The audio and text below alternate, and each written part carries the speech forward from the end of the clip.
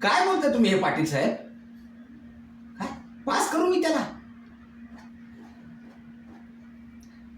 अहो कसं पास करणार मी त्याला? असं बाकीच्या विद्यार्थ्यांवर अन्याय नाही होणार त्याच्यामुळे? आणि तुम्ही अगदी सहज सांगताय की त्याला पास करा म्हणून? अहो 5 विषयातला पास झालाय तो. बरोबर आहे, एक बाप म्हणून तुम्ही बोलताय ते मला मान्य आहे, पण नाही असं होऊ शकत. आणि या वर्षी मी त्याला पास केलंच तर पुढच्या वर्षी काय? परत हाच प्रश्न उपस्थित होणार ना. त्याच्यामुळे म्हणतो त्याला माझ्याकडे पाठवा. अहो मी मेहनत घेईन त्याच्यासाठी, मी मेहनत घेईन, त्याला पण मेहनत घ्यावी लागेल आणि तो नक्की नंबरामध्ये येईल, नक्की चांगल्या रीतीने पास होईल. खरं सांगतो मी तुम्हाला. अहो असं करणं म्हणजे चुकीचं आहे. आणि एक शिक्षक म्हणून मी हे करू शकेन का? तुम्ही तरी विचार करा ना. माझ्या जागी तुम्ही असते तर असं केलं असतं? चुकीचं आहे. बाकीच्या विद्यार्थ्यांना अन्याय नाही होणार असं.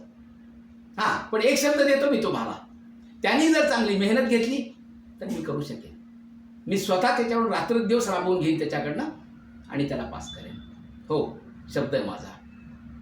पाटील साहेब प्लीज या आता.